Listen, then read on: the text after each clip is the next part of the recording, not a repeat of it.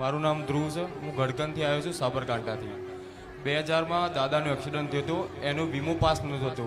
એના માટે બહુ ઘણા ચક્કર મેં મારી પણ 25 વર્ષે આજે વીમો 5 લાખના બદલે તમે 31 લાખનો પાસ કરી આપ્યો માં.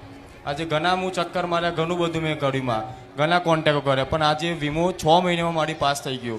31 લાખનો વીમો પાસ થયો. બાએ માનતા રાખી હતી કે માતાજીના આગળ 2.5 લાખ રૂપિયા ત્યાં મૂકવાના, ચુંદરી ચડાવવાની અને ફૂલનો હાર.